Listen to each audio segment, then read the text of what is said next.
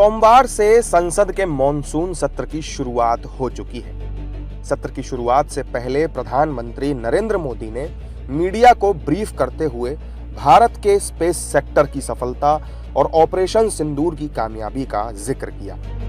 उन्होंने शुभांशु शुक्ला की सफल यात्रा को लेकर कहा कि पहली बार इंटरनेशनल स्पेस स्टेशन पर भारत का तिरंगा लहराना हर देशवासी के लिए गौरव का पल था।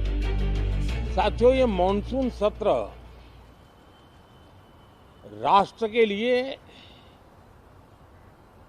ये बहुत ही गौरवपूर्ण सत्र है। ये मॉनसून सत्र राष्ट्र के लिए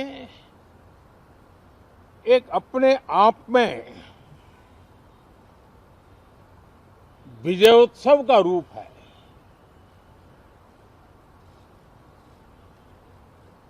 और जब मैं कहता हूं कि सत्र राष्ट्र गौरव और विजयोत्सव का सत्र है, तो सबसे पहले तो मैं पहली बार इंटरनेशनल स्पेस स्टेशन पर भारत का तिरंगा झंडा वहां लहराना ये हर देशवासी के लिए गौरव की पल है। देश में साइंस टेक्नोलॉजी के प्रति, इनोवेशन के प्रति नया उमंग और उत्साह भरने वाली ये सफल यात्रा रही है। प्रधानमंत्री मोदी ने मीडिया को संबोधित करते हुए ऑपरेशन सिंदूर की सफलता और मेड इन इंडिया हथियारों को लेकर भी अपनी बात कही। साथियों, ये मॉनसून सत्र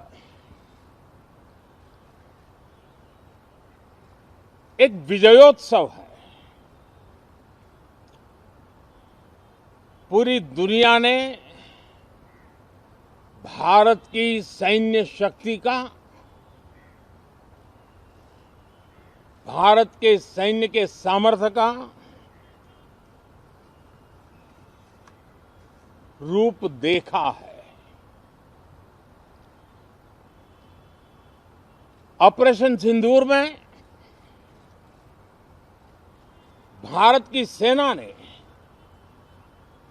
जो लक्ष्य निर्धारित किया था 100% अचीव किया। आतंकियों के आकाओं के घर में जाकर के 22 मिनट के भीतर ऑपरेशन सिंदूर के तहत उसको जमींदोज कर दिया गया। Made in India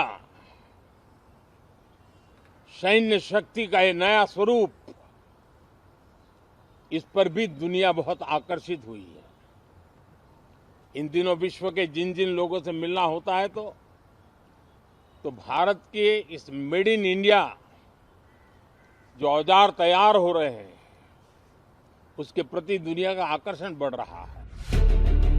PM Modi ने कहा कि मॉनसून सत्र में इन मुद्दों से संबंधित विचारों से स्पेस सेक्टर और डिफेंस सेक्टर को नवीनता मिलेगी।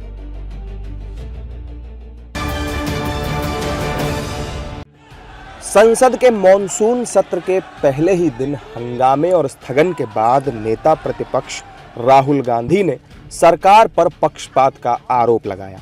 उन्होंने कहा कि विपक्ष का नेता होने के बावजूद उन्हें लोकसभा में बोलने नहीं दिया जाता। सदन की कार्यवाही स्थगित होने के बाद राहुल ने संसद भवन के बाहर संवाददाताओं से बातचीत में कहा कि रक्षा मंत्री और सरकार के अन्य लोगों को बोलने की इजाजत है, लेकिन हमें नहीं है। जो हाउस में डिफेंस मिनिस्टर को बोलने देते हैं, उनके लोगों को बोलने देते हैं, मगर अगर विपक्ष का कोई कुछ कहना चाहता है तो अलाउड नहीं है। मैं लीडर ऑफ अपोजिशन हूँ, मेरा हक है, तो मुझे तो कभी बोलने ही नहीं देते हैं। तो ये एक नया अप्रोच है। हाँ, सरकार चर्चा तो होगी, अगर वो अलाउ करेंगे तो होगी, मगर इशू ये है कि कन्वेंशन कहता है कि अगर सरकार के लोग कुछ बोलें तो हमें भी स्पेस मिलनी चाहिए। हम 2 शब्द कहना चाहते थे, मगर विपक्ष को ये अलाउड नहीं है। राहुल गांधी के इन आरोपों से पहले आप सदन की कार्यवाही के कुछ अंश देख लीजिए। लीडर ऑफ अपोजिशन से अपील करूंगा, राहुल गांधी से अपील करूंगा कि आप कृपया, जब 0 आवर है और आज बिजनेस एडवाइजरी कमेटी की बैठक है, जो विषय भी आप चाहते हैं वो बिजनेस एडवाइजरी कमेटी में रखा जाएगा। जहां चेयर पर बैठे बीजेपी सांसद जगदम्बिका पाल राहुल गांधी से शांत रहने और सहयोग करने की अपील कर रहे थे, लेकिन विपक्ष ने चेयर का भी सम्मान नहीं किया। कार्यवाही के स्थगित होने के बाद बीजेपी सांसद जगदम्बिका पाल ने बताया कि क्यों सदन स्थगित किया गया। राहुल गांधी का ये कहना कि हमें बोलने नहीं दिया जा रहा है, मैं निश्चित तौर से पूरा सदन देख रहा था कि मैं चेयर पे था। मैंने खड़े होकर के राहुल गांधी से कहा कि आप लीडर ऑफ अपोजिशन हैं, अपनी पार्टी के सांसदों को बेल में जो हैं, जो नारे लगा रहे हैं, हंगामा कर रहे हैं, सदन को बाधित कर रहे हैं, उनको कृपया अपने चेयर पे बैठे सदन को ऑर्डर करें, तब हम आपको अवसर देंगे। लेकिन वो जानबूझ करके जिस तरह से सोची समझी रणनीति के तहत सदन को बाधित किया जा रहा था। संसदीय कार्य मंत्री ने कहा कि बिजनेस एडवाइजरी कमेटी की आज बैठक है, स्पीकर साहब के सामने जो विषय उठाना चाहते हो उस पर हम चर्चा करने के लिए तैयार हैं। रक्षा मंत्री राजनाथ जी ने कहा कि सरकार हर विषयों पर जवाब देने के लिए तैयार है। लेकिन विपक्ष जिस तरीके से सदन में आज पहले दिन मानसून सत्र में हंगामा कर रहा था, उसे पूरा देश देख रहा था। सदन के नेता प्रतिपक्ष राहुल गांधी के बयान के बाद बीजेपी के सांसद हमलावर हैं और राहुल को सदन के नियम याद दिला रहे हैं। आप पार्लियामेंट को क्या समझे हो? क्या आपका पापा का जागीर है क्या, जहां आप आकर खड़े होकर जो जब बोलना चाहते हो, कितना बोलना चाहते हो, किस पे बोलना चाहते हो बोल सकते? देयर इज अ प्रोसीजर जिसके आधार पर, जिसके रूल्स के मुताबिक आपको चलना पड़ेगा। The Gandhi family in particular, Congress party in general, must start respecting the institutions of this country. They are not above it. विश्वास मानिए, हम जैसे लोग नई बार संसद में आए हैं, हम अपेक्षा रखते हैं कि 3 बार 4 बार का सांसद, उसमें भी विपक्ष का नेता बोले तो हम लोग कुछ समझेंगे। वो तो इस तरह बच्चों की तरह करते जैसे हम लोग बचपन में पढ़ा करते थे, निकोटना, किताब चोरी करना, जैसे बचपन में होता था। अरे विपक्ष के नेता, आप जिम्मेवारी से साथ बोलो ना, कम से कम हम नए लोग तो सीखे तो आपसे। कौन नहीं बोलने देगा? ऐसा होता है क्या कि लोकतंत्र में कोई लोकसभा में नहीं बोलने देगा? ऐसा तो होता नहीं है। लेकिन आप गैर जिम्मेदाराना हरकत आप करेंगे और आप बाहर निकल के आरोप लगाएंगे, इसका कोई जवाब तो है नहीं। विपक्ष के हंगामे और सदन न चलने देने की तस्वीरें सबके सामने हैं। आपको यहां बताते चलें कि सोमवार को दोनों सदनों की कार्यवाही शुरू हुई। सत्र की शुरुआत में पहलगाम आतंकी हमले और अहमदाबाद प्लेन क्रैश के मृतकों को श्रद्धांजलि दी गई। सम्मान में मौन रहेगी। और जैसे ही स्पीकर ओम बिरला ने प्रश्नकाल का जिक्र किया, इसके बाद ही विपक्षी नेताओं ने हंगामा शुरू कर दिया और सरकार के खिलाफ जमकर नारेबाजी की।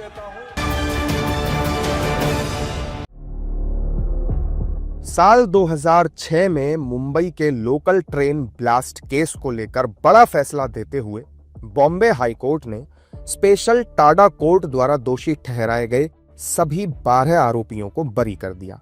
इनमें से 5 आरोपियों को मौत की सजा स्पेशल कोर्ट ने सुनाई थी, जबकि 7 को उम्र कैद की सजा सुनाई गई थी।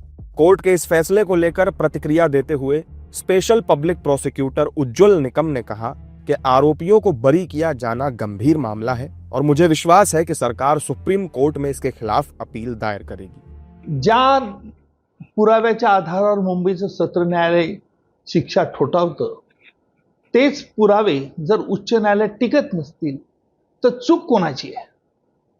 कायद्याचं विश्लेषण करण्यात चूक झाली का तपास यंत्रणेने चुकीचा पुरावा गोळा केला होता? यावरती ते काही जे पोस्टमार्टम व्हायचं असेल ते होईल यथावकाश, परंतु आज मुक्तता होणं माझ्या मते ही गोष्ट गंभीर आहे आणि मला खात्री आहे की सरकार या बाबतीत सर्वोच्च न्यायालयात अपील त्वरित दाखल करेल।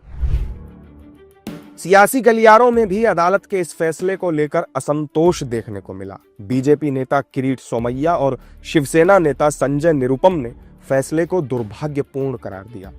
ये बहुत ही दुर्भाग्यपूर्ण फैसला है और इस फैसले को हम स्वीकार नहीं करते।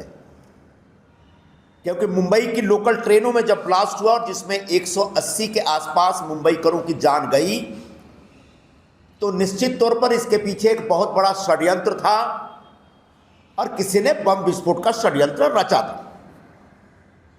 अब हमारी जांच एजेंसियों ने जिनको भी गिरफ्तार किया, जिनके खिलाफ केस चलाया और नीचे की अदालत ने उनको फांसी की सजा और बाकी सारी सजाएं दी, उसके बाद अगर हाईकोर्ट ये कहता है कि इनमें से कोई भी जिम्मेदार नहीं है, तो प्रश्न ये उठता है कि उन ट्रेनों में बम विस्फोट किया किसने।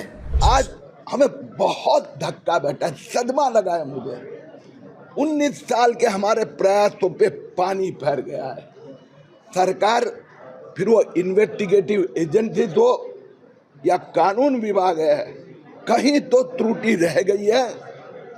मैं देवेंद्र फडणवीस जी से प्रार्थना करूंगा, गलती 2006 वाली सरकार ने की या 2008 वाली, लेकिन ये त्रुटि सुधारी जाए।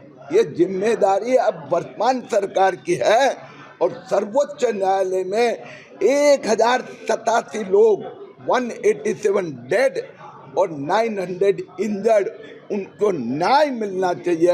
ऐसा मैं हाथ जोड़कर सरकार से प्रार्थना करता हूं। वहीं दूसरी तरफ AIMIM ने कोर्ट के इस फैसले का स्वागत किया है। देखिए, एक बहुत ही वेलकम जजमेंट है बॉम्बे हाई कोर्ट की तरफ से, जिसके अंदर आज तकरीबन 12 लोगों को जो बेगुनाह बेकसूर थे उनको बाइज्जत बरी कर दिया गया है। अब ये सत्य की और न्याय की जीत है। बॉम्बे हाई कोर्ट ने अपने फैसले में कहा कि अभियोजन की ओर से पेश किए गए लगभग सभी गवाहों के बयान अविश्वसनीय पाए गए। सरकार अब इस मामले में सुप्रीम कोर्ट का दरवाजा खटखटा सकती है।